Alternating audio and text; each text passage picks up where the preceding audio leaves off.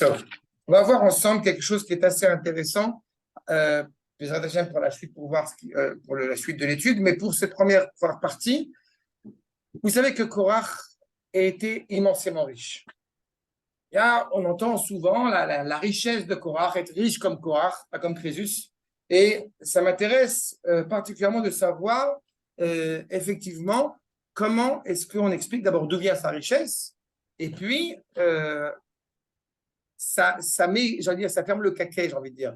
Ça calme. Vous savez, il y a une légende qui a été tenue pendant des générations et des générations dans beaucoup de milieux, dans beaucoup de civilisations, que sous prétexte de pauvreté, alors automatiquement, il y a une révolte, automatiquement, il y a un attentat, automatiquement, il y a. Et puis, il y a eu notamment Bin Laden, pour ne pas le nommer, l'Avdi Alpha Abdalot, qui a montré qu'il était immensément riche. Non, c'est top, c'est super agréable. Ouais, j'ai mis. Et en réalité, il a montré, si je puis dire, que ce n'est pas parce qu'il était immensément riche que ça l'a empêché d'organiser un attentat assez dramatique. D'accord? Ce qui montre bien que le fond du problème n'est pas la richesse. On peut être riche et quelqu'un de profondément noble, ou être riche et quelqu'un de, malheureusement, profondément immoral. Question plus sur la pauvreté, en fait.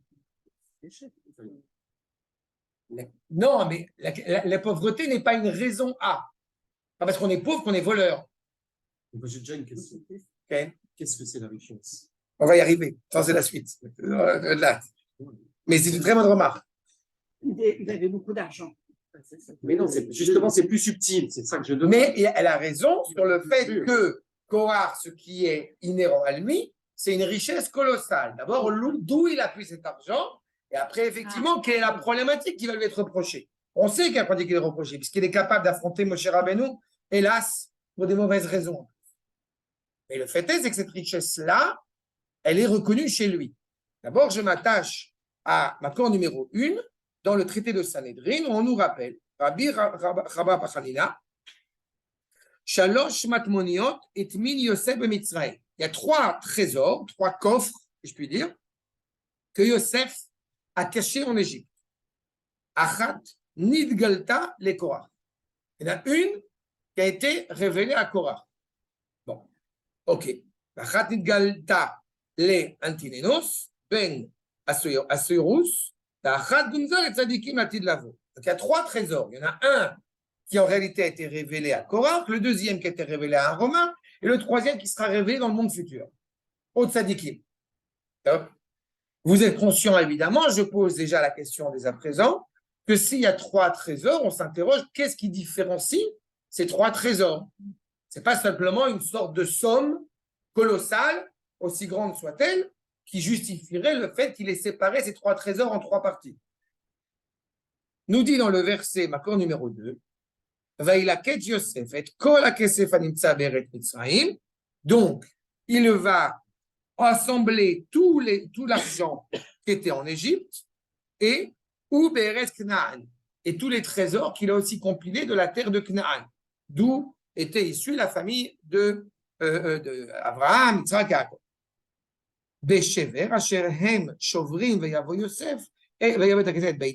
Puisque vous vous rappelez que tous ces gens, vu la famine, vu la brisure, la chute économique qui existait à ce moment-là dans la région, tout cet argent a été compilé pour l'amener auprès de Yosef Hatzadik en tant que représentant égyptien.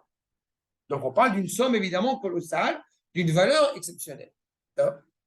Le Maharsha, Makor numéro 3, dans son commentaire sur justement les Agadot de la Gemara, indique on n'est plus seulement au niveau de l'Égypte, on parle du monde entier de manière générale, puisque le monde civilisé étant à ce moment-là tout orienté autour de l'Égypte. Donc tous les trésors du monde entier étaient entre les mains de Yosef. Chez les Marv et la quête Yosef et Kol HaKesef Animtsa. Berchoulé. Amesema Uveyavo Yosef et HaKesef. Beita Paro, il amène à la maison du pharaon. Des Mishma, Beita Makom Penimi. S'il l'amène à la maison du pharaon, c'est-à-dire qu'il l'amène à l'intérieur, chez Ayalo, Ve'aya Kabbalah Beyerdam She'asa Shalosh Metmoniot. Il a amené cet argent, en tout cas ce trésor, à l'intérieur de la maison, quelque chose qui est protégé. Et c'est de là où on a une tradition qui est clairement reconnue, qui avait 3 trésors distincts. Aïd Amrina Natam d'Israël, Elou et Mitzrayim. Quand Israël va sortir d'Égypte, il va prendre tous les trésors qu'il a emmagasinés des Égyptiens durant sa période d'esclavage, mais pas seulement cela. Tous les trésors de l'Égypte, vous avez entendu? Les trésors qui ont été aussi compilés à l'époque de Yosef Hatzadik. Atkan, c'est clair. Top. Arrive effectivement la question qu'a posée Arnaud. Qu'est-ce que la richesse? On est obligé de poser. Il y a évidemment une dimension économique qui existe, mais pas seulement. À la question, faut-il mieux être pauvre et en bonne santé que riche et malade? Réponse, riche et en bonne santé. On dit que le peuple d'Israël était esclave en Égypte. D'accord. Comment a-t-il autant de richesse? Vous êtes en train d'expliquer, mais j'ai du mal. S'ils avaient tant de richesse que ça, pourquoi étaient-ils esclaves? Regarde, Yosef a caché ses 3 trésors, mais malheureusement, il est arrivé un nouveau pharaon qui ne connaît pas ou qui fait semblant de ne pas connaître Yosef Hatzadik. D'accord. Donc tout est mis, encore une fois, heureusement caché, sinon ça aurait été problématique. Pas? Sinon, on aurait pu laisser entendre qu'effectivement, certains trésors des Juifs qui étaient installés dans ces contrées, eh bien, auraient été spoliés par les Allemands, par les Suisses. Donc, il les a cachés. Au-delà de cela, il y a aussi une réalité de savoir est-il une bonne chose ou une mauvaise chose d'exploiter les Égyptiens quand on sort d'Égypte et qu'on leur a pris leur trésor. À cette question-là, réponse, parachat de Bo, pouce bleu. Parce que oui, on les a exploités là-bas, et tant mieux. Et c'est un sujet à part entière. Dans les cas, on sort avec beaucoup de trésors, à la demande même d'Akadosh Baruch Hu, puisque naturellement, on n'avait pas envie de prendre même des objets qui nous avaient empruntés, même ça, on n'avait pas envie de les prendre. Et pourtant, Akadosh Baruch Hu nous ordonne de les prendre. Enfin, c'est un sujet à part entière. Le fait est, c'est qu'on est effectivement immensément riche. Ken.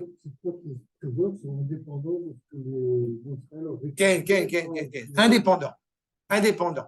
Parce qu'on parle des trésors des Égyptiens eux-mêmes. Pas seulement de l'Égypte, mais des Égyptiens eux-mêmes. D'accord?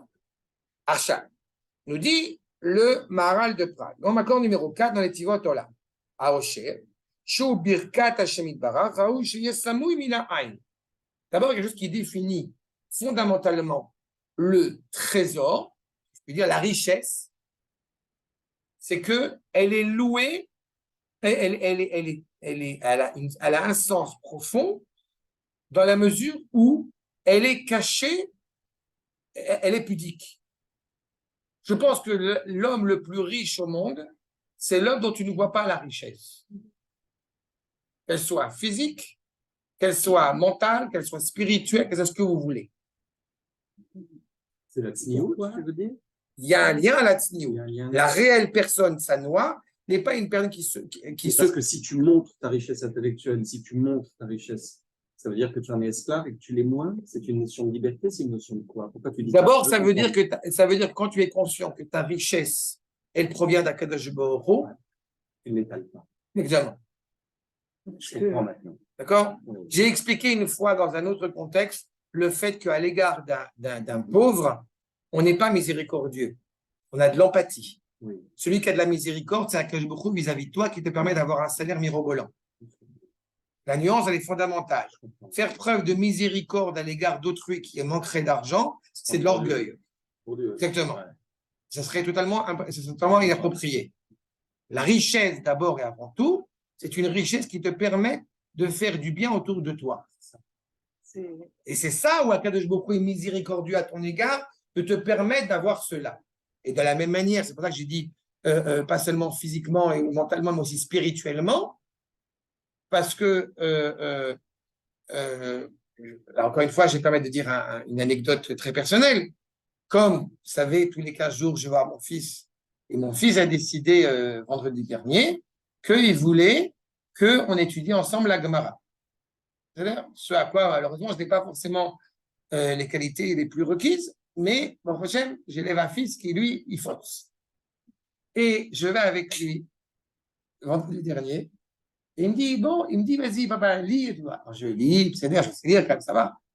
Et je dis, non, vas-y, lis-toi. Et je le vois lire la Gemara, en araméen, en hébreu, mais il siffle, il chante, il siffle. Et en deux, en travers, et moi, je suis là. Bon, il m'explique et machin et tout. Bah, que, à mes yeux, c'est pas innocent, mais c'est une richesse que je n'ai pas étalée. C'est une richesse qui m'émeut, qui me ravit de voir mon fils qui produit cela. Tu es en train déjà de donner une définition de la richesse, ou d'étendre la D'accord, définition. Rien que ça. Rien que ça. Peu de gens penseraient que c'est une richesse, c'est un bonheur, une fierté. Non, mais c'est une richesse. C'est une richesse. Je vais te dire, j'ai non, ouais, je comprends. Mais je vais renforcer encore plus ce lien-là. Je ne suis pas en train de dire qu'il ne faut pas avoir du pain pour manger, que c'est pas ça à ce niveau-là, c'est évident. Mais je pense sincèrement, et l'avoir expérimenté aussi cette réalité-là, et je dis ça, je ne me prends pas pour quelqu'un d'instruit ni d'intelligent. Je pense à être instruit, dans une certaine mesure. Je n'ai pas la prétention d'être intelligent, mais je pense très honnêtement, je sais que ça me paraît un peu... Il est beaucoup plus facile de vivre en n'étant pas riche matériellement, mais riche spirituellement ou intellectuellement, que le contraire. Vraiment, c'est quelque chose que je vous dis, je pense sincèrement. Parce que avoir une richesse matérielle, mais ne pas savoir quoi en faire parce qu'on on passe le temps, m'apparaît terrible. En plus de ça, quand tu as une richesse intellectuelle, tu t'aperçois vite que la richesse matérielle est plus relative. C'est ça. En plus, tu as à manger, tu as un toit, tu es déjà très riche. Exactement. Exactement. C'est pas un but. D'accord.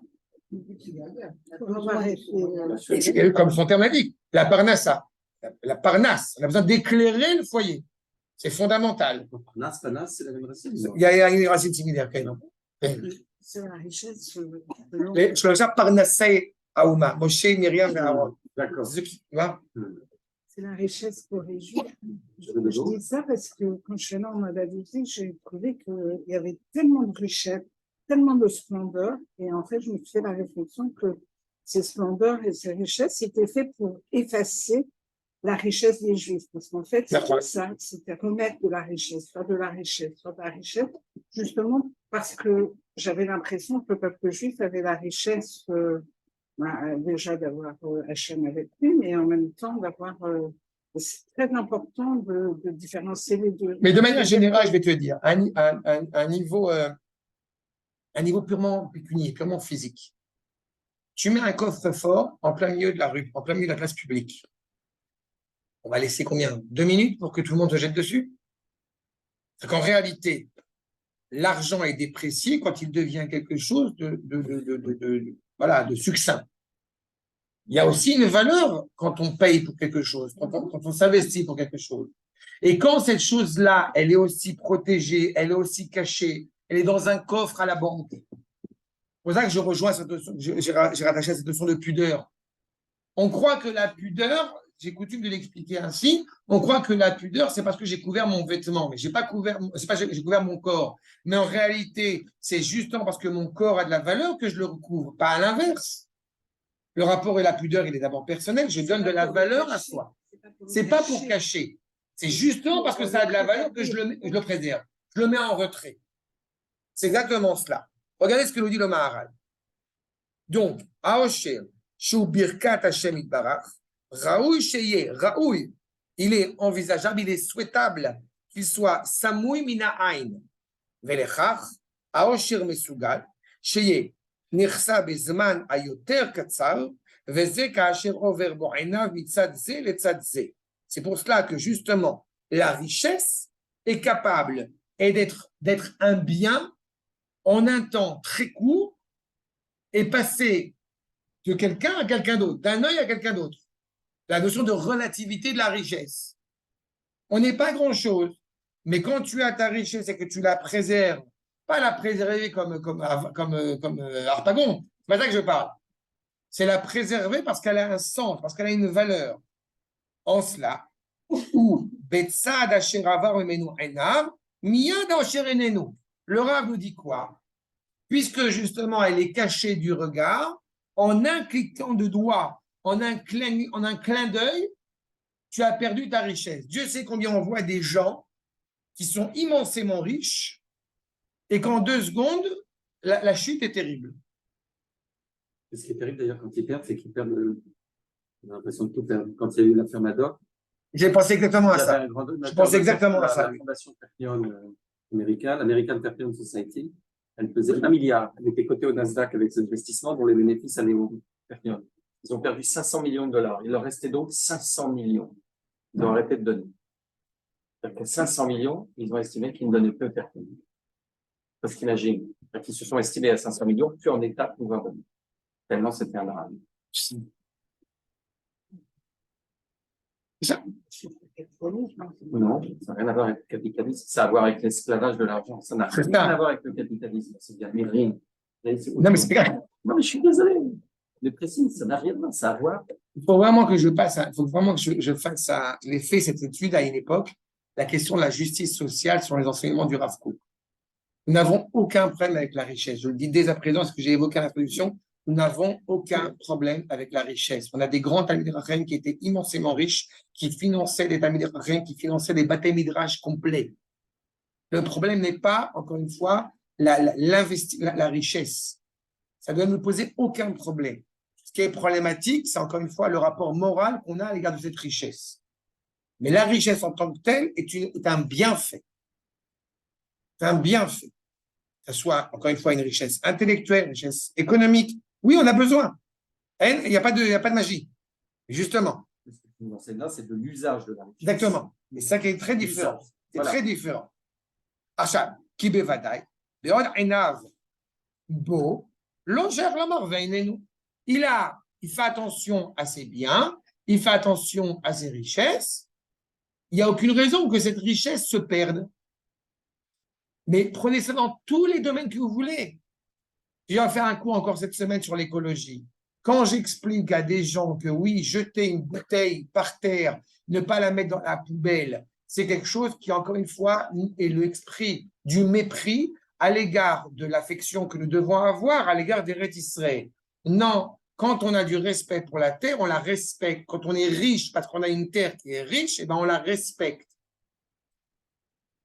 Quelqu'un m'a encore demandé il y a quelques temps de cela, est-ce que c'est un problème de jouer au casino dans la tradition juive? Et oui. Et la raison essentielle pour laquelle on ne peut pas aller au casino, c'est parce que justement, il y a un jeu d'argent. Et ce jeu d'argent est problématique. On ne méprise pas l'argent. C'est pas? Et Dieu sait en plus combien, sur ce domaine-là, il a été prouvé maintes et maintes fois qu'il y a des gens qui ont été interdits de casino parce que ça avait créé des couples qui ont divorcé, il y a des choses dramatiques qui se passent à cause de cette dépendance au casino. Donc ça, encore une fois, c'est un niveau de plus par rapport à cela. Il y a beaucoup de choses qui étaient Si je te disais, je ne vais pas t'effrayer, mais si tu me chauffes, j'ai travaillé dans une colonie de vacances il y a des années quand j'avais 17 ans, et il y avait un type qui était le directeur de la colo à ce moment-là, peu importe quel mouvement de colo, et il était plombier de son métier. Et il allait faire plombier partout, notamment à Pigalle. Et il me dit, écoute, on avait une réunion d'animateurs de machin, écoute, viens, il faut que je passe là, le truc, machin, viens, rentre avec moi, etc. Franchement, j'avais envie de vomir. Et là, ceux qui étaient là-bas, c'était des juifs. Ah, D'accord? C'était des juifs qui tenaient ce truc-là, qui était absolument dramatique. Et la réponse qu'on m'a donnée pour justifier de la justesse du propos, c'était de dire c'est un commerce comme un autre. On fait de l'argent, donc on fait de l'argent. Et c'est là, encore une fois, on revient à la problématique qu'on est en train de soulever à l'instant. Quel usage on fait de cet argent? Oui, c'est tout le problème. Aval. Quand on a passé en revue cet argent qu'on ne fait pas attention, en 2 secondes, tu n'as plus d'argent. En 2 secondes, tu n'as plus de richesse. Tu ne sais pas pourquoi. Et c'est vrai, je répète pour tout. Tu étais un grand rabbin hier, tu n'es plus rien. Tu étais un homme super important hier, tu étais un député à la Knesset super important hier, tu n'es plus rien aujourd'hui. Même dans le sens inverse, c'est pas beaucoup. Tu es rien et tout d'un coup, tu es quelque chose. En fait, tu n'as pas. Enfin, je veux dire, il n'y a pas vraiment de valeur, il n'y a pas. Sauf qu'on a été élevé à l'origine avec cette encore une fois, cette reconnaissance envers Akadosh Baruch Hu, cette prise de conscience. D'accord. Tu n'es pas rien avant, justement. Tu es immensément riche parce que tu sais ce que tu as comme valeur et encore une fois, tu sais à quel point ton rôle est essentiel. Je vais te dire, je ne souhaite absolument pas le mal, et peu importe quels en sont les ressents et les aboutissants, je ne souhaite absolument pas le mal à, comme tu connais, la boulangerie Angel. C'est pas qui est né quasiment né avec l'État d'Israël. Cette erreur logistique de stratégie publicitaire qui a été tenue par peu importe qui, mais par quelqu'un qui est présent là-bas, a fait que certains magasins Angel aujourd'hui sont en train de fermer. Parce qu'ils ont été injurieux à l'égard, n'est-ce pas, à l'égard d'une certaine frange de la population du peuple juif. Il s'est excusé depuis. Peu importe. Et il a retrouvé ses clients. Oui, mais tu comprends. Et il a fait ça à titre personnel, c'est pas une campagne. Il est allé sans... Et il a le droit. Je trouve que c'est ça qui est beau en Israël. Oui, mais le problème. Il n'a pas pensé marketing. Le problème, c'est ça. Le problème, c'est que si tu es responsable dans une boîte, tu dois aussi impliquer ce que ça va être derrière. Et je vais te dire, et le fond du problème, c'est pas lui. C'est même pas les gens qui ont décidé de plus non plus acheter chez Angel, du fait que le Rav a dit qu'il ne fallait plus acheter chez Angel. C'est le problème, c'est les gens qui travaillent dans Angel. Mais ça va, il a retrouvé tout son chiffre. Mais c'est pour te dire encore une fois où ça peut amener. Ça peut amener sur des terrains qui sont très glissants, encore une fois. En une seconde, tu crois que c'est la boulangerie, tu as le monopole, en 2 secondes, tu peux tomber. Décolzé. Garde ta richesse cachée, sache en toi. Raoulo aotsa, vekitsui. C'est bien que tu aies un trésor, c'est bien qu'il soit dans un coffre caché, protégé. Kiubracha laolam. Pareil pour la tsniout. J'ai souvent évoqué cette idée que malheureusement, eh bien, une jeune femme pas qu'une jeune femme d'ailleurs, mais une jeune qui a besoin de montrer beaucoup à l'extérieur, c'est en général malheureusement signe qu'il y a peu à l'intérieur. C'est un problème. Achab, au contraire, quand c'est protégé, alors c'est une bénédiction pour l'humanité. Ça sera beaucoup plus respectable et honorable. Et d'avoir shu bracha ou otsar, puisque c'est une bénédiction, n'oubliez pas que le bracha, c'est l'abondance. Ça ajoute encore plus. Les frites McCain. Ça vous rappelle quelque chose? Ah oui. À une époque, je me rappelle quand j'étais petit, il y avait cette pub. Plus on en parle, moins on en mange.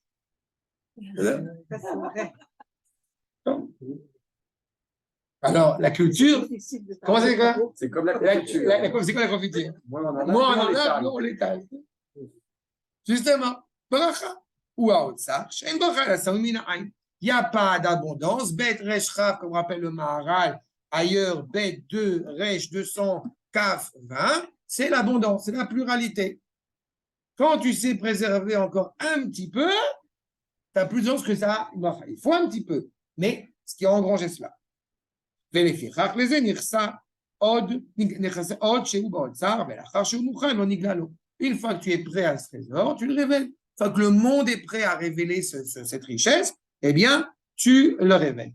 Qu'est-ce qui distingue clairement justement ces 3 trésors? Ajoute le Maharal. Shalosh matmoniot et Timin Yosef, il a caché Yosef Hatzadik de Mitzrayim. Achat shenigla le Korach, on a dit que 1 était révélé à Korach, le deuxième qui est révélé donc aux Romains, et le troisième aux Tzadikim dans le futur. Antoninus. Et le troisième, donc, il se travaille dans le futur. Quel en a? Yosef Shea Baal Bracha. On dit que justement la Bracha, elle est sur Yosef. Il n'y a pas de mauvais œil sur Yosef. Yosef Hatzadik tout entier, c'est Ben Porat Yosef quand on veut bénir quelqu'un, c'est que ce soit une abondance constante. Ve'asav kol ha'kesef ve'zar she'ba'olam, tout l'argent, tout l'or qu'il y avait dans le monde. Ve'u asa shesh matmoniot, remarque, il dit Yosef nigla osher, Yosef lui révéler cette richesse et la bénédiction qui va avec, chez Ena Ain Sholedbo, qu'aucun œil, qu'aucun regard ne peut avoir un contrôle sur la richesse de Yosef, Sharet Birkato Ale Ain, il est la Beracha de Yosef, que cette bénédiction va en grandissant constamment, l'Echach, Raoul Lola Osher, comme il sait se mettre en retrait, il sait se préserver, donc il est digne de cette richesse intellectuelle, physique, riche, il est beau, mais il ne le montre pas, etc., etc. La Harmoto, après sa mort, donc ces 3 trésors, après sa mort, ces 3 trésors ont été cachés. et ont été donc révélés à ces trois dimensions qu'on a évoquées. Vous remarquerez que chez Korach, je le dis dès maintenant, on a a priori, puisqu'il appartient quand même à la tribu des Lévi'im, donc on a une richesse qui peut l'amener à la Gdusha, de la ramener à une grande élévation spirituelle. On a le Romain qui peut amener à une grande richesse extérieure, comme son nom l'indique, descendant de Esav, on est chez Edom. Tout est visible de l'extérieur. Plus tu es riche à l'extérieur, plus tu vaux quelque chose. La question qui s'impose est combien tu pèses. Vous voyez, ce genre de propos absolument injurieux. D'accord? Et on a enfin le troisième trésor, des tzadikim, la de l'avant. Donc, encore une fois, la complétion essentielle de l'intérieur et de l'extérieur. La richesse rattachée au Kodesh intérieur et la mise en exergue de cette richesse pour parfaire le monde extérieurement aussi. Nous dit le Ben Ishraï, l'accord numéro 5, dans son commentaire sur les Haggadot, donc de la Gemara, le Benayo Ben Yehuda. Pourquoi il y a trois trésors? Remarquez un kamatmin, c'est ce qui est caché. Qui a de voix, cette récolte qui a existé durant l'évocation des trésors de Yosef Hatzadik, à la Vachalom, l'onit kalkela, keshar de vous otaolam. Il y avait quelque chose de particulier chez Yosef Hatzadik qui a fait que les différents trésors qu'il a recueillis n'ont pas pourri comme les autres trésors. Je permets une petite parenthèse. Vous mettez du blé à l'intérieur d'un endroit fermé. Vous y mettez du sel, ce blé est conservé. Vous n'y mettez pas du sel, il fermente et il pourrit. Ça fait la question de mettre un trésor à l'intérieur d'un endroit fermé n'est pas suffisant pour le préserver. Il faut le mettre à l'intérieur, mais y rajouter quelque chose qui va nous permettre de conserver la valeur de ce trésor. Poursuit le Rav. Donc, il dit quelqu'un qui est charadouat baola. Aïtazot, aliédei, shefa, elion, vekadosh. Comment le trésor recueilli par Yosef, il a pu être animé constamment par cette richesse et ne pas pourrir? Parce qu'il est animé par l'abondance supérieure d'Akadosh Baruch Hu, animé par la sainteté. C'est quoi le sel auquel je fais référence? C'est le Brit, l'alliance avec Akadosh Baruch Hu, qui fait que ce trésor, quel qu'il soit, il est toujours attaché au bien, à l'essentiel, à ce qui dépasse l'entendement humain. Anishpa milemala bischuto shel Yosef Hatzadik alav shalom. ועל כן, העושר הוא של יוסף הצדיק עליו השלום, ואינו של פרעה. Vous auriez pu m'objecter en me disant, mais enfin, Yosef, il est immensément riche et il a ses trésors parce qu'il est le numéro 2 de l'Égypte. Donc le trésor, il ne lui appartient pas à lui, il appartient au pharaon. Et pourtant, on met l'accent sur le fait que ce soit le trésor de Yosef. Ce que le pharaon a compris, en tout cas au début, c'est que si ce trésor est à mon nom, il pourrira. Il n'y a pas le sel. Alors que s'il est au nom de Yosef Hatzadik, alors il perdurera et il sera profondément animé par la sainteté. Dans cette même cohérence, je vous rappelle que Yosef Hatzadik n'a pas pu être enterré en dehors de l'Égypte parce que le pharaon s'y est opposé. Et où est-ce qu'il est enterré?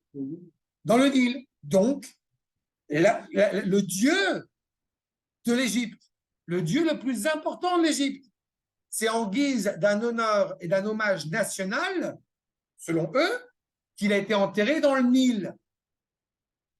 À la différence de Yaakov, je vous rappelle pour la même raison, que c'est uniquement parce que Yosef s'est engagé auprès de son père de l'enterrer à Hebron que le pharaon a accepté de l'enterrer en dehors des terres de l'Égypte. Sinon, il n'aurait pas permis cela. Parce que toute la finalité de l'Égypte, c'est de dire que la vision égyptienne est la vision parfaite, immensément riche, donc sans sel, donc sans dynamique. La perfection égyptienne, c'est le monde tel que nous le vivons maintenant. Quand on adhère à l'Égypte, on adhère, comme il est dit en Égypte ancien, n'est-ce pas, the Egyptian way of life. Pas, c'est en égyptien ancien. Il cache le fait qu'il bénéficie en fait du privilège du sel. De l'alliance. Exactement, exactement. Et c'est encore maintenant vrai. Hein.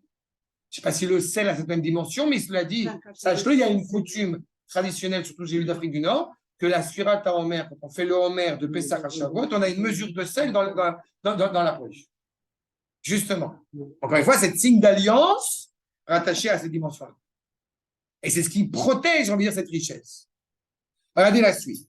Ahakesef Hazé, Shekibel Temurat Advoa, Aya, Mi, nous dit le Ben Ishraï, Mishlosha Chalakot. Cet argent qu'il a reçu en échange de la récolte était séparé en trois types de gens, trois types d'apports. Vous avez une partie, Aechad, Michel, Ovde, Avodazara, ceux qui étaient des idolâtres qui lui amenaient cet argent. Shaya, Memunam, Maoussou, Meshukatz, Shaino, Raoul, Avoliot, Bechelek, Akedusha. Cette partie-là qui n'est pas usuelle, qui n'est pas habilitée à être rattachée à un être aussi agné par la sainteté que Yosef Hatzadik, des gens qui étaient profondément donc idolâtres.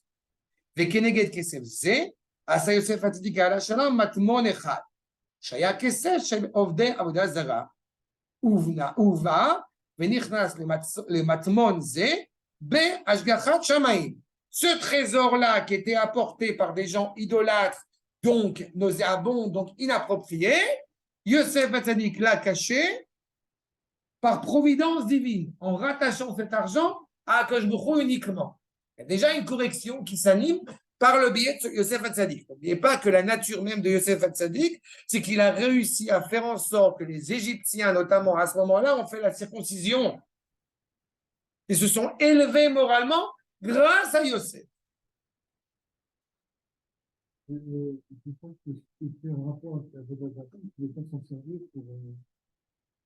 Oui, mais Yosef est capable de le faire. Et Moshe sera capable de le faire par la suite. C'est ce que je dis. C'est comme l'or du Vaudor. Non, le Vaudor, c'est encore un autre problème. Et la Vodazara, qu'est-ce qu'il a soulevé que l'argent, a priori, la Vodazara, tu peux pas la transformer en Vodata Kodesh, c'est vrai à titre général. Mais Yosef, on est capable. Et Moshe, je te rappelle, il est enterré juste en face de Baal Péor. Justement parce qu'il est capable de transfigurer, lui, tellement nié par la sainteté, il est capable de transfigurer cette réalité-là. Ce qui était le cas aussi de Yosef Hatzadik. En plein milieu de l'Égypte, de l'impureté égyptienne, il est capable de dire Hachem ou Elohim. C'est une nuance exceptionnelle. Mais ceux qui sont effectivement alignés par cette Avodah-Zara-là, c'est mortifère, c'est terrible. La volonté de vouloir absolument enseigner, par exemple, le judaïsme qui a vécu la Shoah, qui a malheureusement qui a vécu la Shoah, et le judaïsme en Europe avant la Shoah. Je ne sais pas si vous avez entendu ce qui est en train de se dire maintenant par quelqu'un au centre, au monde européen là-bas. Ils ont fait ça, ils veulent participer, à financer une nouvelle section dans Yad Vashem pour parler du judaïsme européen avant la Shoah. C'est bien, il y a une vraie prise de conscience de ce qu'était la vie juive, justement, et combien elle leur a apporté, combien elle leur a été bénéfique. On reprend la fait. Sauf que ça ne va pas se terminer bien. Quel est l'objectif? Pour permettre à un judaïsme de revivre en Europe. Et on en est? Exactement. C'est grave. Je te remercie de le dire. Mais on va financer quelque chose qui, a priori, est une bonne chose. On est conscient de la richesse qu'a apporté. Et elle le cite d'ailleurs. L'Europe n'aurait pas pu être l'Europe sans Chagall, sans machin, sans Mahler, sans truc. Elle le dit. Bon, à la page dit Dafka, malheureusement, les chivotes. C'est la fille de... Non, c'est la responsable en Europe. J'ai oublié, c'est pas une Française, c'est pas une femme de France. J'ai oublié son nom. Elle finançait ça. Mais ça m'a beaucoup fait rire de voir, on est dithyrambique à l'égard de tous ces juifs, dont l'identité juive d'ailleurs était plutôt contextée, mais elle reconnaît la valeur des juifs, alors évidemment Marx, Freud et compagnie, de tous ces juifs qui ont été constitutifs de l'Europe, soit, reconnaissance de la richesse qu'a apporté à Israël, Mais ça pourrait s'arrêter là, ça pourrait dire on va aider pour que le peuple juif voilà, continue à se restaurer. Sauf qu'il y a la petite phrase de fin qui. Ça, c'est les sont- Exactement. Exactement. S'il n'y a pas le sel. On reprend l'image. C'est Ovdei Avodazara. Yosef est capable de C'est transformer pas cette une famille. famille, cette femme. Hein. Non, non, non. C'est très bien, on veut rien de. Non, mais il veut financer une section dans Yad Vashem. Le sel, ça représente l'alliance, c'est ce que vous disiez. Mais Oui, quand tu. l'alliance, c'est quand même la terre. Rythme-la. C'est quand même la terre de notre lien avec. Oui, mais le sel, c'est dans la mer. C'est moins dans la terre que dans la mer. Ça va? Non, si tu ramenais à la terre d'Israël, si tu venais ramener à la terre d'Israël, ça ne pose pas de problème. Mais là, en l'occurrence, le sel, en général, c'est plus relien de la mer que de la terre. Et pourquoi la mer? Parce que quand tu vois la mer, tu penses à Kadosh Baruch Hu. Ça va? Oui, parce que quand tu mets la. Non, parce que tu regardes le petit Techelet, quand tu vois le petit Techelet, tu penses à la mer. Quand tu penses à la mer, tu penses au ciel. Quand tu penses au ciel, tu penses à Kadosh Baruch Hu. La mer n'étant pas bleue mais transparente, n'est-ce pas? Donc elle reflète le ciel qui est en haut. Comme le ciel est bleu azuré, donc ça fait penser, tu penses au trélet. Trélet, tachlit, Yitzhak Avinu. Je ne m'attendais pas à cette réponse. C'est plutôt chouette. Tu ne poses pas des questions pour avoir une confirmation, tu les poses pour avoir c'est merveilleux. C'est pour ça. Charles, reprenons. Cette partie-là du trésor, à qui elle va revenir? Elle dit que justement Yosef Hatzadik est capable de la réserver encore une fois avec la providence divine. Et Neged Kesevze, je reprends, Asa Yosef Hatzadik à la Vachalom Matmon Echat, Shaya Kol Kesevze, chez l'Obda Vodazra. Uba, Benichnas le Matmon Ze, Bashgachat Shain. Il a encore une fois préservé avec la providence divine. Et Beyat Shamaim Yesh Brira Bederech Nes. Tu vois pourquoi j'ai dit que Yosef était capable de faire cela? Parce qu'il y a une providence miraculeuse, justement, que Akash Baruch Hu est capable de transformer ce trésor impur, impie, en quelque chose de profondément noble. Et l'Ubaïm le Otsarze. Balze Aotsar, Amarkan, Shenatlo Korach, et Sofo Yara Netimion. Korach, qui est donc appartient à la tribu des Lévi'im, qui a priori est animé naturellement par la sainteté, mais l'orgueil, malheureusement, l'ayant trompé, eh ben, il a fait en sorte que ce trésor parte en ruine. Il a révélé ce trésor. Il a révélé ce trésor parce qu'il était, on va dire, un homme de foi, excusez-moi du terme, mais en réalité, ça l'a amené à quelque chose de profondément malsain. Parce qu'au lieu de profiter de cette richesse, même intellectuelle, j'ai envie de dire, eh bien, en réalité, ça a souillé le lien qu'il aurait dû avoir à l'égard de Aaron, de Moshe et donc d'Akadosh Baruch Hu. D'accord? C'est quoi Avoda Zara? Comme son nom l'indique, c'est Avoda Zara. Tu sers Akadosh Baruch Hu. Ton objectif, c'est de servir Akadosh Baruch Hu. Pas, comme je l'ai dit au cours de précédent, justement, pas de servir un parti, pas de servir une idéologie, pas de servir un camp. On veut servir Akadosh Baruch Hu. Korach, malheureusement, sous des faux semblants fédérateurs, en réalité, il avait une grosse moustache. Une grosse moustache. Je ne vais pas le comparer à Staline, parce que c'est malvenu, mais le Rav Kook l'a comparé à Jésus. Ça va. Oui, c'est important de savoir en tête que Korach aujourd'hui, il aurait l'air, Korach comme Jésus d'ailleurs, ils auraient l'air avec un Streimel, pas un Streimel parce que je veux dire comme privant à l'égard de Streimel, mais il ne faut pas croire qu'il aurait l'air avec une boucle dorée dans le nez. D'accord? C'est des gens qui ont une force assez importante et assez imposante spirituellement et richement pour développer des idées qui sont contraires à la volonté d'Akadosh Baruch Hu. Ça dit aussi. En tout cas, les deux. Jésus aussi. Mais c'est pas un sadique. Le terme n'est pas de sadique.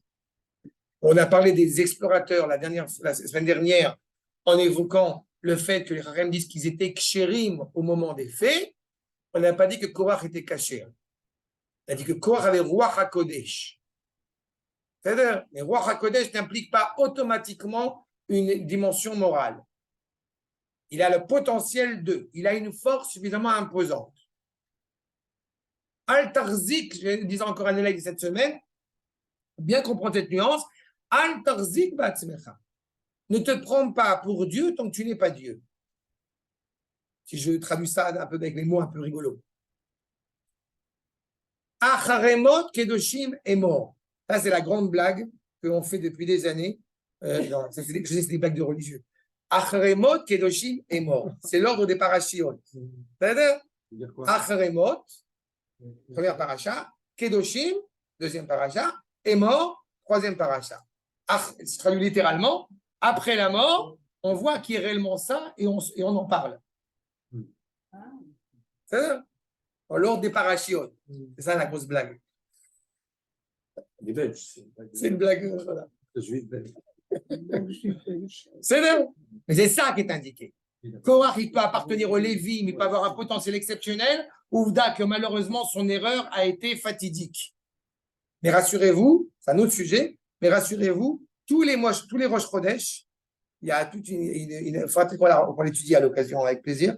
Il y a une agada de Rabbi Baba Chana, comme on a fait la grenouille et ça. Alors, il y a une autre agada où les canards ou les oies. Il y a une autre agada. Ah non, tu n'étais pas là, à Shavuot. Mais il y a une autre agada qui raconte justement qu'il y a deux crevasses où, eh bien, il y a Korach dedans qui se retourne tous les ans, c'est notre côte. Et qu'est-ce qu'il dit? Il chuchote Moshe Emet, Vetorato Emet. C'est une agada exceptionnelle aussi à étudier. C'est-à-dire que tous les ans, malgré tout, il y a un travail qui est fait. En tous les cas, qui Bilato Haaretz, Balato Haaretz, la terre elle est avalée. Ou Mina Sheni, Aya Kesek, le deuxième type de trésor, Sheba Venesaf Mina Anashim Shainam of Davodazara. Vous avez un autre type de gens qui n'étaient pas des tzadikim, mais qui n'étaient pas non plus des idolâtres. Alors, Yesh Beyadam, malheureusement, il y a entre leurs mains, Yesh Beyadam Gezel Vegneva. D'accord? Ils ne sont pas idolâtres, mais ce sont des voleurs malgré tout. Ils volent à la fois à l'intérieur et à la fois à l'extérieur. Gezel, Vegneva. D. Eino Maous, Kemoa Kesef, Sheou, Shenobder Vodazera. Ce n'est pas aussi grave que l'argent qui a été récolté par idolâtrie, mais c'est quand même assez grave. Qui a volé à qui? Esav a volé à Yaakov. Edom. La volonté du monde occidental, n'est-ce pas, de dire que l'Europe est fondée sur deux creusets, le creuset judéo-chrétien et le creuset grec. Bon, ils sont mignons. Sauf que dans le creuset judéo-chrétien, je n'ai pas beaucoup vu de judéo. Puisque toute la tradition chrétienne, elle est par essence, elle a essayé de couper son origine juive. Aujourd'hui, tout le monde accepte l'idée de dire que Jésus était juif. Voilà. Et pendant des siècles, ce n'était pas le cas. Et il ne suffit pas de l'accepter en tant que tel, en tant que fait historique. Il y a toute une origine, évidemment, aussi psychologique qui est derrière. Donc, c'est un vol. Et Keneged Kesevze, Asa Yosef a dit qu'à la Hashem Otsar Sheni, Kedesh al Yedei Shamaim, afin que par la voie céleste, Yebrira al-Aksafim, Shel Minze, Shekulam Yavou le Otsar Ze, que tous viennent justement récolter cet argent. Zéa Otsar Nigla, les Melech Romi. À qui a été révélé cet argent? Au roi romain. La puissance économique qui définit aux yeux encore de quand même de pas mal de gens dans le monde, qui est riche. D'accord? On est beaucoup plus riche quand tu as une villa avec 15 pièces et une piscine que quand tu es dans un appartement. Je n'en suis pas sûr. Oui. Et c'est toute la problématique. Encore une fois, c'est pas, comme dit Tania tout à l'heure, c'est pas ce qui contribue à la richesse. C'est est-ce que c'est ça l'élément de richesse? Et maintenant, c'est possible aussi. Moi, la semaine prochaine, je suis chez un monsieur qui a Et accès à la piscine, un juif, Depuis. qui fait un bien fou autour de lui, qui est fils de rabbin marocain et qui n'a pas oublié d'où il vient. Donc, il y a aussi ça. Quand est-ce que ça, c'est possible?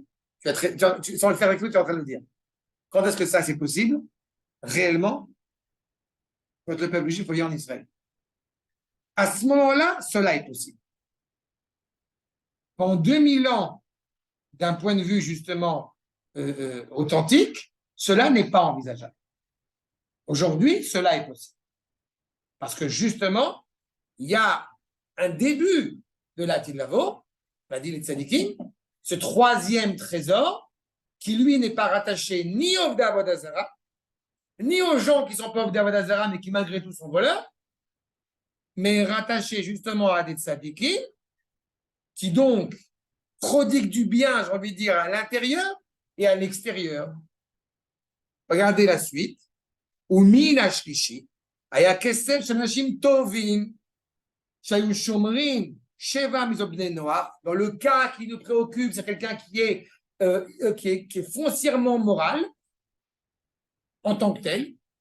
Et quand je dis, quand le peuple juif revient en Eretz Israël, que cela est possible à la fois à l'intérieur et à la fois à l'extérieur, je n'indique pas en cela que le peuple juif. C'est-à-dire que la réalité du monde entier peut s'enrichir moralement grâce à la présence du peuple juif, encore une fois, sur sa terre, qui retrouve la cohésion et la cohérence. Comme j'ai coutume de l'expliquer et de le rappeler, Venivrechu Becha Kol Bishpachot Adama a été dit à Avraham Avinu, tu deviens la racine de la bénédiction sur terre. Donc, quand le peuple juif est sur terre, à ce moment-là, ça bifurque en bien la réalité aussi, encore une fois, de la richesse dans le monde, des valeurs et du sens de la richesse dans le monde. D'Exafim Nakim, mi Issouré, un argent pur, propre, qui est épargné de tout interdit, de toute problématique. Vera ou lavo, les chelek à Kedusha, et cet argent-là, évidemment, il a un sens quand il est profond rattaché à la sainteté, et c'est cela que Yosef Hatzadik, ce troisième trésor, si je vous rappelle quand même la langue du Maharal, le chiffre 3 est rattaché à l'unité, justement. Donc on est aussi dans ce troisième trésor qui met en valeur, encore une fois, eh bien, l'intérieur et l'extérieur. Tout prend son sens, puisque tout sert l'intérêt juste, l'intérêt bon, l'intérêt du bien. Donc, ce ne sera pas un problème à ce moment-là, et on le sait très bien, on a un signe de cela pendant 2000 ans. On a la plus belle vaisselle pour Pessah. N'est-ce pas? Justement, parce que dans cette richesse-là, on veut rattacher cette richesse et ces signes de richesse à ce qui est l'authentique bien. Mais il y a un danger permanent vis-à-vis justement de l'usage de cette richesse, on va y revenir. En tout cas, ce troisième trésor, qui donc pour l'instant est enterré, et comme on l'a dit, n'est pas révélé à personne, sauf aux tzadikim dans le futur, Venevareu ksafim shel min ze beyede shamaim ou baou leotzar ashlishi. C'est entre les mains célestes, si je puis dire, Veze ganouz la tzadikim la tid lavo. Et c'est enterré, mis de côté pour l'instant pour les tzadikim dans le futur. Une fois que l'avènement messianique sera accompli, alors ce trésor sera aussi révélé. Et donc, on a en face de soi 3 trésors, 3 visions, 3 regards sur ce que représente la richesse, même matérielle. La première, la Avodah Zarah. L'argent devient, malheureusement, Marbe Nechassim, dit Shlomo Ameler dans Kohelet, Marbe Nechassim, Marbe Daaga. Plus tu as de richesse, plus tu es inquiet. Mais malheureusement, ça peut amener justement à un œil erroné, puisqu'on ne regarde plus vers Akash Borou, on regarde tel Picsou dans son coffre. Deuxième problématique, puisque j'ai un appât du gain, alors on n'est pas dans la Avodah Zarah, mais j'ai besoin d'argent, donc on va voler, donc on va magouiller. Deuxième trésor, deuxième possibilité. C'est une petite magouille, ça va. C'est une petite magouille, ça va. Tout le monde le fait. Voilà. J'ai même vu des religieux qui le font. Pour te dire. Mais vous connaissez toute cette problématique-là qu'on entend, tous ces messages qu'on entend. Enfin, troisième dimension, évidemment, c'est la dimension du tzaddik, la dimension d'être juste, d'être volontairement cohérent par rapport, encore une fois, à ce que l'on est. Une des raisons, vous savez, que les Chachamim enseignent, un des enseignements qui est à mes yeux à chaque fois fondamental, bref, surtout en ce moment, Akash Borou dit, même si tu peux vivre de tes rentes, travaille. Ce qui serait profondément désagréable, ce qu'on appelle les kabetz d'avant, de de profiter de. Ouais, l'autre chose, tout à l'heure a dit, la parnassa, c'est pas un but en soi, c'est pas le sujet de ton cours, mais une chose importante, c'est que le travailler, Construire, oui. c'est noble. Mais Ouais. attends, excuse-moi, c'est D'accord. exaltant. D'accord. C'est-à-dire que Stendhal, il dit, le vrai bonheur, c'est sa passion pour le métier. Si tu es rap, ton vrai bonheur, c'est de gagner ta vie en étudiant, enfin, en enseignant, plutôt. En enseignant. Et en étudiant. Oui, mais on ne gagne pas sa vie en Non, ce que étudiant. je veux dire, c'est que le travail, c'est pas que pour la parnassa. Non, non, c'est construire. C'est merveilleux. D'accord. Mais tu as une nuance en hébreu qui est très intéressante et très importante entre la avoda et la melacha. On a une finalité à construire, à parfaire le monde. Ça, c'est vrai. Mais dans le monde dans lequel nous vivons, eh bien, cela, souvent, en tout cas parfois, passe en deuxième plan parce qu'on doit subvenir à nos besoins. Et donc, ça devient une avoda et ce n'est pas une melacha. Ouais, mais même si on avait la possibilité. Quand tu étudies le français, tu comprends ce que tu reçois et tu as la mesure de ce que bien tu sûr, bien sûr. Il y a quelqu'un qui décide. Okay. Mais si ton boulot te passionne, et moi, mon boulot me passionne, j'ai l'impression qu'il fait du bien à Israël parce que j'ai des entreprises. Mais c'est un privilège. Mais c'est un privilège. Mais je te dis un privilège. Parce que quand on est une jeune fille, ou un jeune homme d'ailleurs, peu importe, n'a pas forcément fait le vœu dès son plus jeune âge d'être caissier à Mammouth. C'est Mammouth, peut-être pas. D'accord. Ou à Carrefour. Non, mais tu prends des exemples extrêmes. Oui, mais justement. Ça veut dire qu'il y a aussi des réalités, et on parle d'un peu. Le jeune juif qui est caissier Mammouth, il se cherche. Oui, mais non, mais je vais te dire un truc. On peut autant ne pas forcément avoir un idéal d'être caissier à Mammouth. On peut avoir un idéal de ne pas être caissier à Mammouth, mais on n'a pas le choix parce qu'il faut subvenir, il faut amener du pain à sa maison. Mais à côté de cela, on peut avoir aussi un idéal, et je pense que c'est un des défauts d'ailleurs actuels dans l'État d'Israël où tout le monde veut être ingénieur et tout le monde veut être avocat, que justement, on peut avoir aussi un idéal à être plombier et à être des métiers qui sont des métiers tout à fait dignes de ce nom, et justement le privilège. Et je suis très heureux. Passionné par mais c'est très bien. Qui étudie, mais c'est très bien.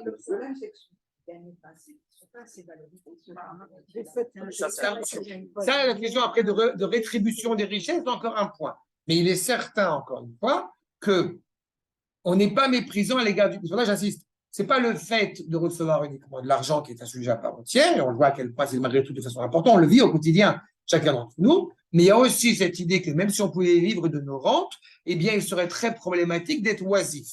Et même si j'avais la possibilité, reprendre ta remarque sur le fait d'étudier, si j'avais la possibilité, encore une fois, à titre étatique, d'étudier toute la journée et de recevoir un salaire quelconque pour étudier, cela serait aussi problématique. Il y a un autre fait, et je fais vraiment la parenthèse rapidement, qui existe, ce qu'on appelle le fameux accord entre Issachar et Zvouloun. Et là, c'est quelque chose à titre privé. Justement, Issachar, Zvouloun, eh bien, donne une redevance, donne de l'argent à Issachar pour qu'il étudie pour lui. Et c'est un accord privé, ce n'est pas à l'échelle étatique. Et d'ailleurs, il ne s'acquitte pas, comme j'ai coutume de l'expliquer, Issachar ne s'acquitte pas de son devoir d'étudier la Torah quand il s'assoit en train d'étudier. Il s'acquitte de son devoir d'étudier, devoir qui est le pauvre de tout le peuple juif et pas seulement de quelques personnes. Issachar s'acquitte de son devoir d'étudier quand il va l'enseigner à Zevouloun. Donc, c'est vraiment un accord privé à ce titre-là. Et pour revenir sur la problématique de la richesse donc financière, peut nous amener à des choses très nobles, comme à ces dangers qu'on a évoqués. Et c'est intéressant que dans la sémantique hébraïque, eh bien, c'est déjà dit de manière sous-jacente. Regarde, Ken. Est-ce que s'il n'existait pas ce troisième trésor, le Sadikim, est-ce que la richesse existerait? En tout cas, elle serait très problématique. Mais je pense qu'elle n'existerait pas par essence. Parce qu'il ne serait pas envisageable qu'Akadosh Baruch Hu ait façonné quelque chose dans le monde, ou même est permis qu'il soit façonné, sans qu'il y ait quelque chose de profondément positif en lui. Est-ce qu'on peut faire un parallèle avec la richesse et le peuple juif, en fait? Est-ce qu'on ne serait pas le troisième trésor, en fait? Non, on est tout. Nous, on est tout. Non, parce que le troisième non, trésor, mais le troisième. Aux autres non, mais le troisième trésor, il est pas, comment dirais-je? En réalité, c'est pas 1 plus 1, comment dirais-je? Le système ternaire, il englobe les deux premiers. Donc il est tout. Oui, Donc il est tout. il est Parce que tout. Vous avez dit que c'était l'unité C'est ça. d'ailleurs. c'est ça. L'unité, pas l'unité. Pas l'unicité. Pas l'unité, l'unité. Ok, Voilà. ok. Merci là. Non, mais Mais oui, c'est ça. l'unité. D'accord? Il englobe les deux autres. Il évite la problématique de la Vodazara et il évite le problème du vol quand il est justement à sa juste mesure. En cela, il évite les deux dangers auxquels sont confrontés les deux premiers trésors. Donc, il les englobe en lui. Le Ham Israël est l'indice, pour reprendre ta remarque, et justement, parce qu'elle va dans son sens aussi, le Ham Israël est l'indice de toute l'humanité. Mais il n'empêche que le Ham Israël, ce n'est pas toute l'humanité. C'est clair?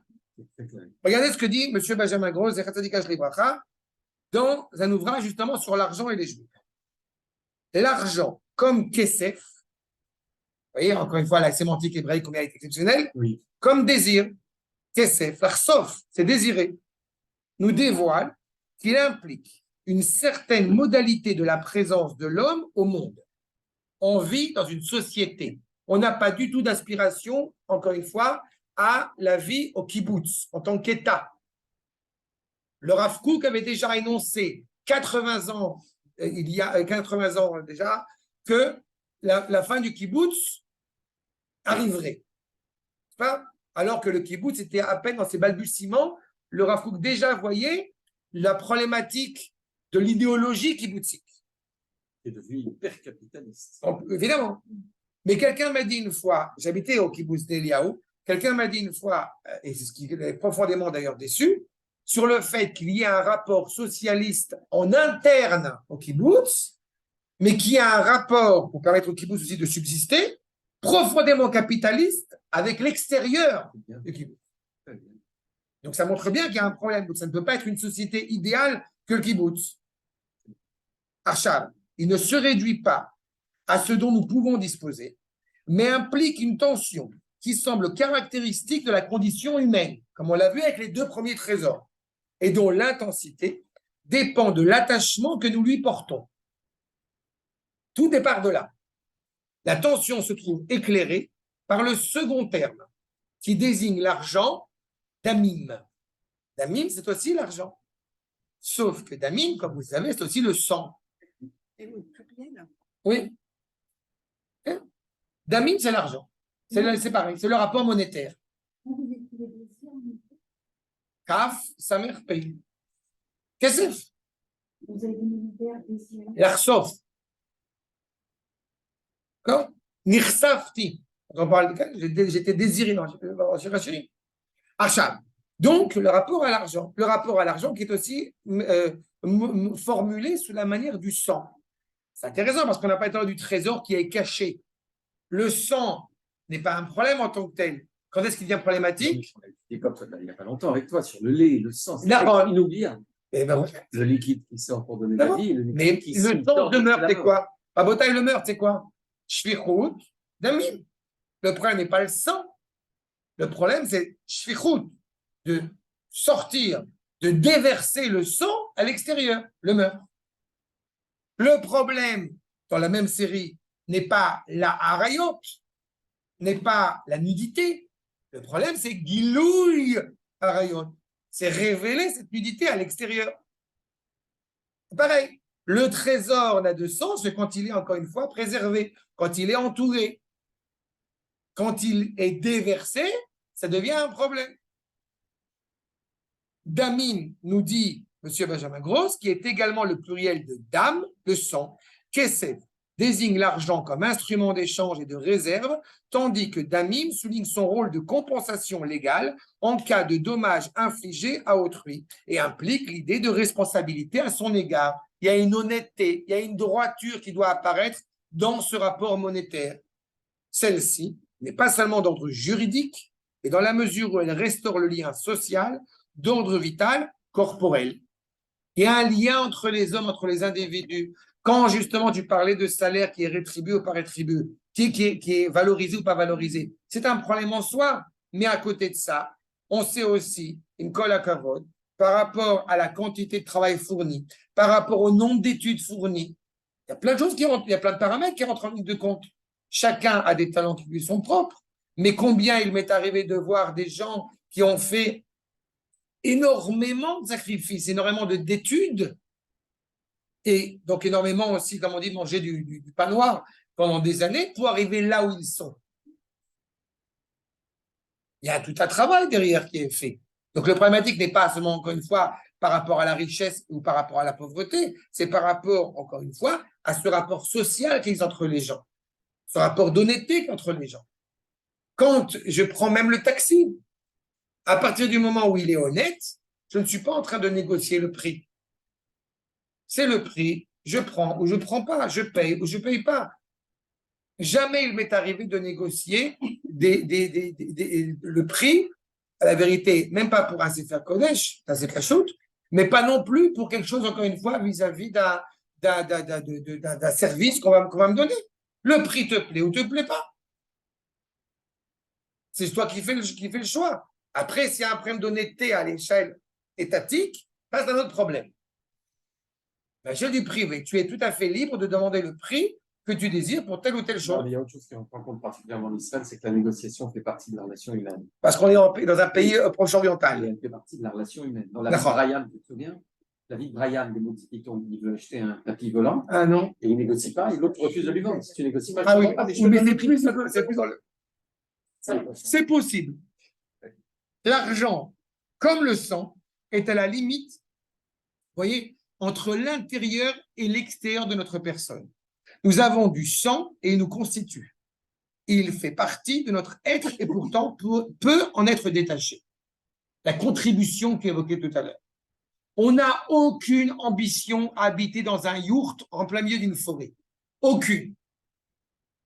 Une société qui se respecte a un échange économique et social aussi en lui. Ce n'est pas la réponse au monde qu'encore une fois, ce n'est pas pour les 3 fautes les plus dramatiques. Ce n'est pas pour éviter l'idolâtrie que je vais m'enfermer dans un monastère. Ce n'est pas pour éviter la débauche que je vais m'enfermer je ne sais pas où. Ce n'est pas pour éviter le meurtre que je ne vais pas avoir de rapport avec mon prochain. Ce n'est pas du tout l'option hébraïque. Exactement. Je me rapproche de la mort. Exactement. Comme ça, il n'y a pas de problème. Peut-être qu'on compare au sang, il y a la notion de fluidité. Tu peux aussi. L'argent liquide. Tu peux aussi. L'argent liquide. Non, mais tu peux aussi. Non, moi, je pense pas. Non, tu peux aussi. En tout cas, c'est l'essence vitale. Tu as raison. Okay. Le nerf de la guerre.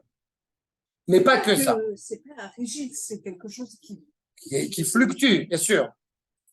Cela dit, oui, mais cela dit, tu sais aussi que quand on prête de l'argent à un juif, il ne nous rend pas avec intérêt.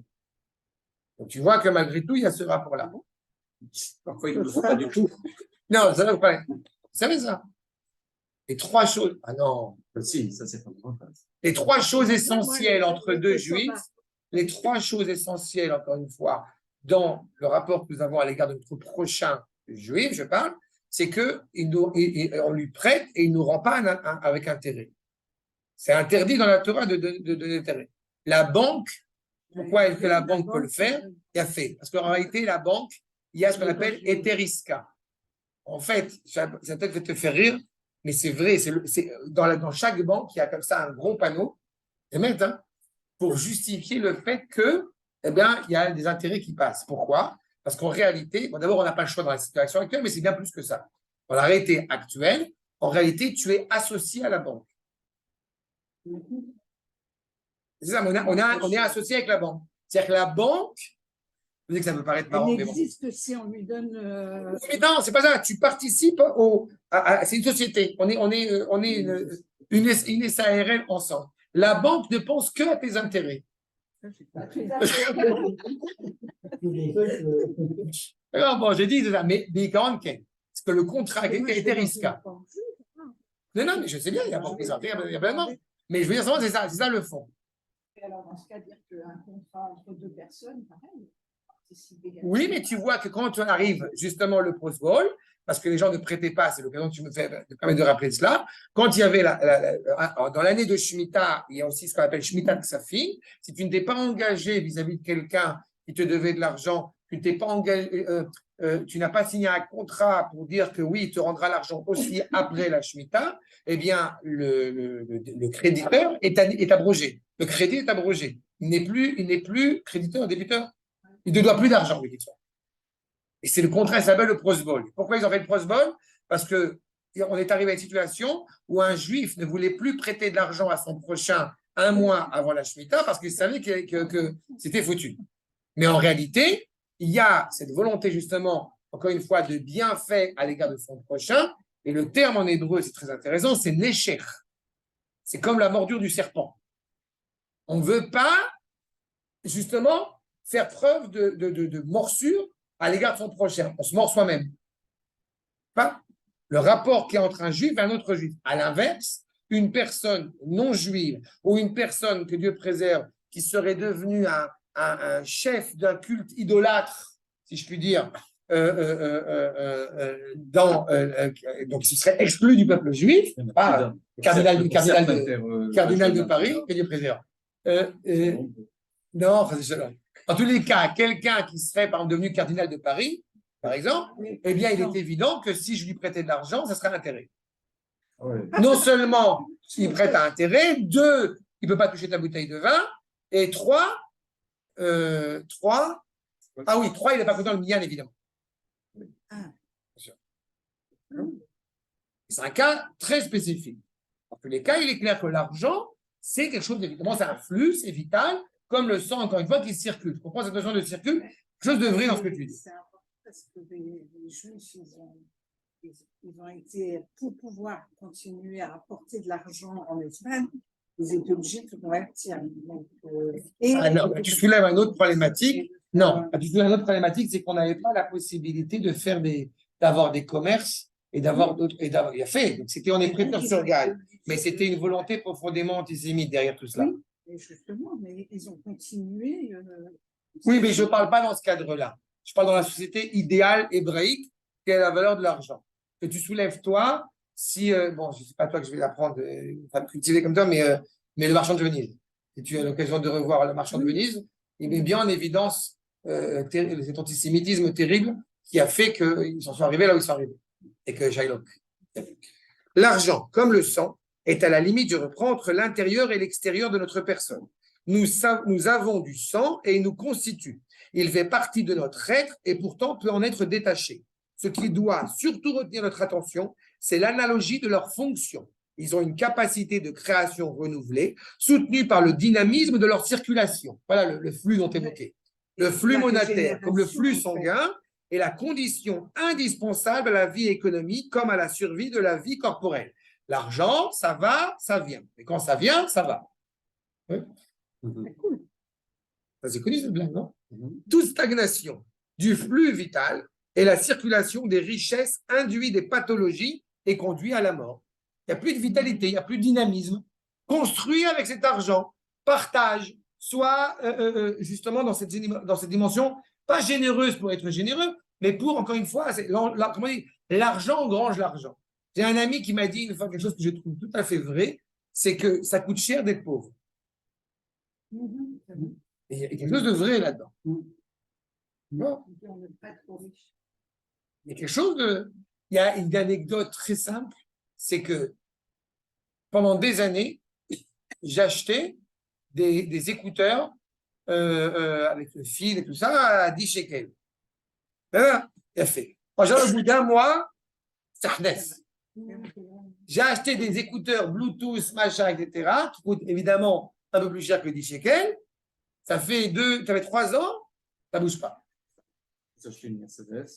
Non. Ça, on peut Non, mais ça veut dire. Non, mais ça veut dire. Ça veut dire ça, c'est limite. C'est un truc de riche. C'est une phrase de riche, permets-moi de te dire. Non, mais ça. Ça, je trouve ça horrible. Je ne suis pas assez riche pour acheter des choses de mauvaise qualité. Non, mais il y a des notions, encore une fois, où tu n'as pas le choix. Tu vas choisir qu'est-ce qui est le plus important pour toi. Mais quand on a acheté des films pour mon fils, j'avais plusieurs prix qui m'étaient proposés. J'ai pris, Dieu, il y a des parents qui voulaient aussi aider, qui voulaient être derrière, mais j'ai pris les films les plus chers. Il faut avoir de l'argent pour acheter des produits de qualité. Oui, mais je ne te dis pas le contraire. Mais c'est pour ça que tu as une nécessité aussi à travailler pour justement te permettre de pouvoir te permettre de. Et donc, c'est encore une fois qu'on ne travaille pas a posteriori, à mes yeux en tout cas. C'est une application. Là où ça peut s'avérer attristant, c'est le fait de travailler et de ne pas pouvoir se permettre l'essentiel. Je ne prends même pas à Birchal de partir, mais l'essentiel. En tous les cas, le corps social et le corps propre participent de la même nécessité de régulation et de contrôle pour éviter les excès en tout genre.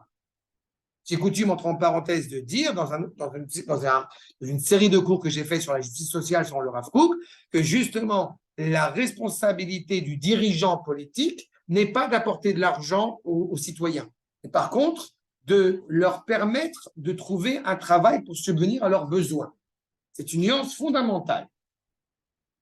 Pour le judaïsme, la richesse est un bienfait de Dieu et il faut lutter contre l'intolérable pauvreté. L'argent est un instrument du bien. Grâce au don et au partage, il permet à l'homme de réparer les injustices et de promouvoir le salut de l'humanité. Tu vois la dimension de richesse sur laquelle je reviens. Pour le christianisme, la richesse nuit au salut. On est exactement à l'inverse. Il est plus aisé qu'un chameau passe par le trou d'une aiguille qu'il ne l'est qu'un riche entre dans le royaume des cieux. Non. C'est Matthieu.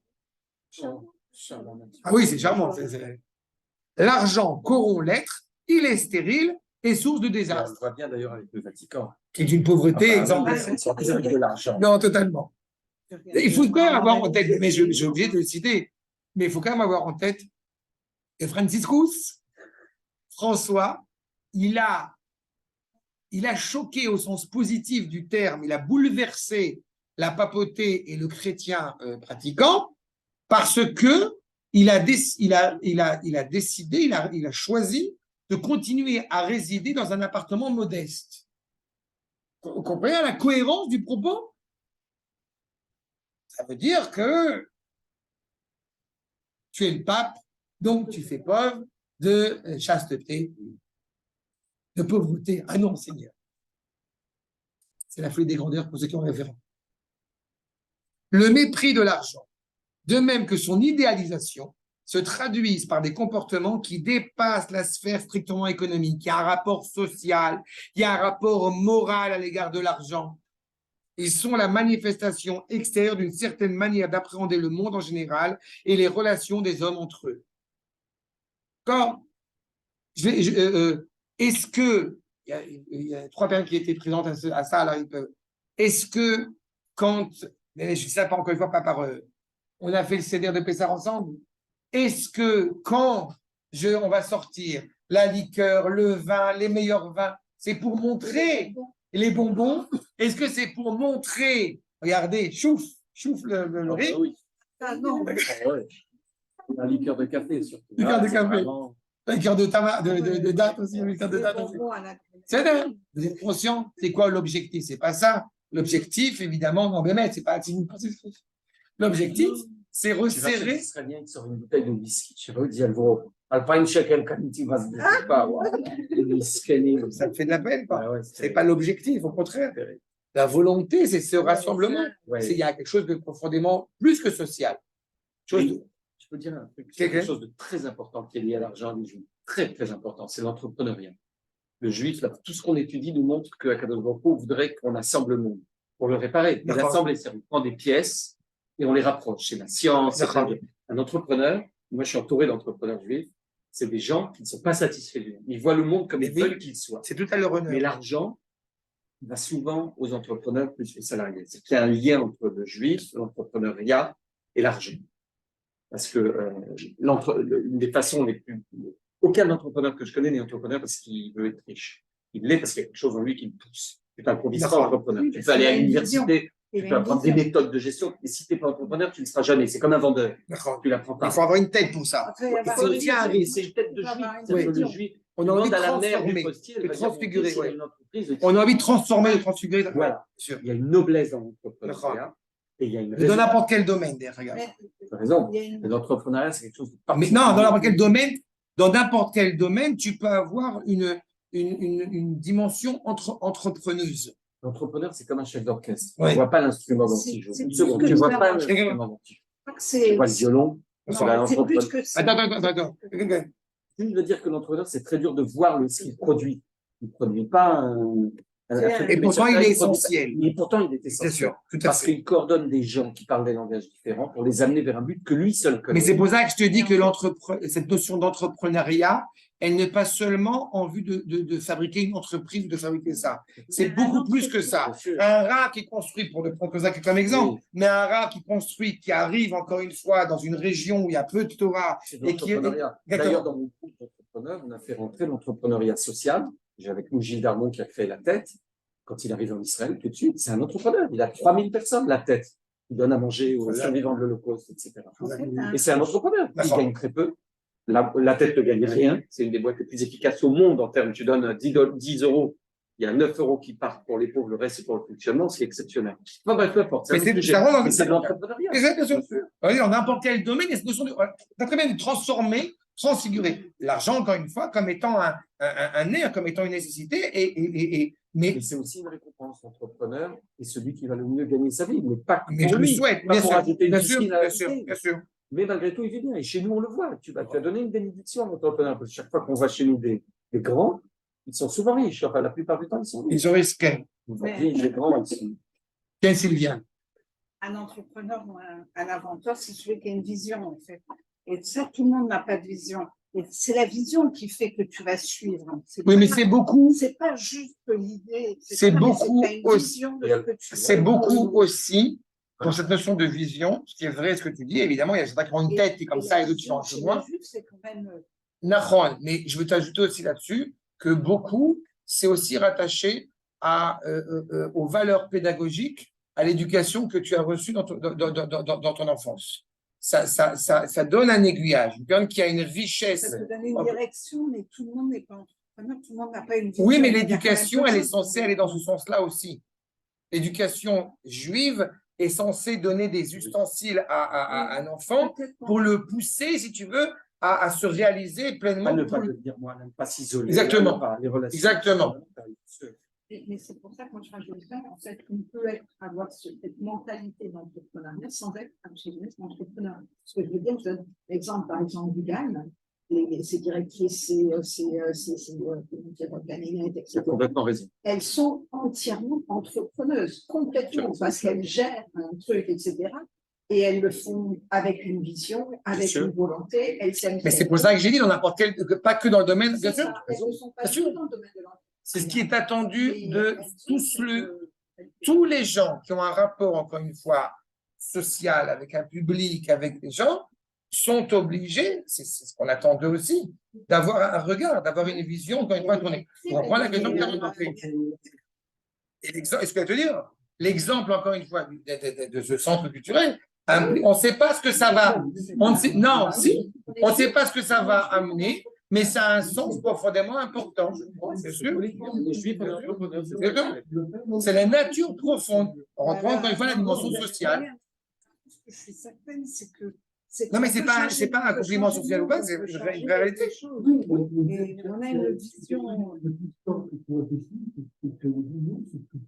Regardez ce que dit M. Benjamin Gross. La tradition culturelle juive et l'expérience historique vécue des Juifs au fil des siècles, vous voyez, il lui répond, apportent un éclairage spécifique. Elles offrent un cadre de référence susceptible de replacer l'argent à sa véritable place dans l'échelle des valeurs. Une valeur positive comme un moyen et non une fin dans l'aventure humaine. D'accord? On n'a pas plus clair que ça sur encore une fois. Et malheureusement, c'est ça que toute la problématique dans le sujet que j'ai évoqué, être riche comme Korach, la question que j'ai posée, qui est la question du cours, en réalité, serait pu l'être si Korach avait saisi la valeur de cette richesse. Celui qui le saisira pleinement, c'est son descendant Shmuel. Puisque Shmuel va se préoccuper justement de mettre en place l'entité politique qui doit générer Israël. Donc, il a cette valeur-là. Donc, il aura cette richesse. Mais lui s'est trompé. Et c'est en cela, malheureusement, où ça l'a amené, Et tu peux revenir à la définition de la richesse, nous en parler plus. Alors, tu as donné des exemples de tzniut. Tu as donné des exemples de richesse par ton avenir, par tes enfants. Tu as donné des exemples de richesse par l'argent que tu peux redonner, mais aussi garder pour toi. Qu'est-ce qui unit la richesse chez nous ? Il ne peut pas y avoir de définition limitative sur la richesse, parce qu'en réalité, que ce soit au niveau matériel ou au niveau spirituel, à la rigueur, au niveau spirituel, on n'est jamais riche parce qu'on est toujours dans une dynamique constante, mais de manière générale, une personne peut avoir envie d'un yacht et d'une villa pour se sentir plus proche d'un Kadosh Baruch Hu, et ça ne sera pas du tout ni prétentieux, ni présomptueux, ni problématique de demander à Kadosh Baruch Hu qui l'aide à pouvoir accéder à cette dimension-là. Et à l'inverse, quelqu'un peut se sentir immensément riche parce que Baruch Hashem, son frigo est plein et que ça lui suffit pour pouvoir subvenir à ses besoins. Donc, je ne veux pas donner de définition stricte. Par contre, il est clair, et c'est vrai par rapport à la scène que j'évoquais ou par rapport à ce rapport familial, où il y a malgré tout des paramètres qui se recoupent, à savoir, dans un rapport du psyché de l'homme vis-à-vis de soi, est-ce que tu es cohérent vis-à-vis de ce que tu es? Ça, c'est fondamental. D'accord? Parce que celui qui a son frigo plein, il comprend qu'il est riche, mais qui pourrait être un grand entrepreneur très riche et qui décide de ne pas l'être comme un nazir, pas bon. D'accord. Ou celui qui veut le yacht, Et voilà, quand il aura le yacht, c'est tout pour lui. Exactement. Pas bon non plus. Exactement. C'est pour ça que je pense, comme on dit à Samer Bechelko, et c'est le réel Hachir, Voilà, c'est celui qui est dans sa dimension, ne se perd pas là où il est. Il y a une dimension, il y a un lien entre la richesse et la liberté. Ken. Et je pense aussi, cependant, deux choses. Je pense que c'est pour ça que c'est Chelko ne pas se perdre. Je pense aussi que ce n'est pas justement quelque chose qui est défini, mais qui est dans une perpétuelle dynamique, parce que je n'aspire pas, par exemple, alors qu'il y a 20 ans, il y a 30 ans, quand j'étais un jeune homme étudiant, je touchais un salaire et j'imaginais pas que je pourrais toucher plus un jour. Et Baruch Hashem touche plus aujourd'hui, bien plus que ce que j'ai dans le passé, mais les considérations ne sont pas les mêmes. J'ai une famille, j'ai des enfants. Mais, donc c'est une dynamique constante qui est en perpétuelle évolution par rapport à cela, sans jamais essayer de se perdre. Tu montes une marche, mais ne pas tomber la marche précédente. Ça, c'est le premier point. Et puis le deuxième point, c'est l'idée aussi de ne pas faire preuve d'ingratitude, encore une fois, à l'égard de ce que tu as et de ce que tu es. Mais c'est une cohérence perpétuelle. Ni se reposer sur ses lauriers, ni avoir des vœux ambitionnistes, si je puis dire, qui seraient... je ne sais pas comment dire, on serait en stress permanent parce que je suis là, mais je voudrais encore avoir autre chose. Faut pas être esclave, c'est pour ça que je te dis. C'est ça.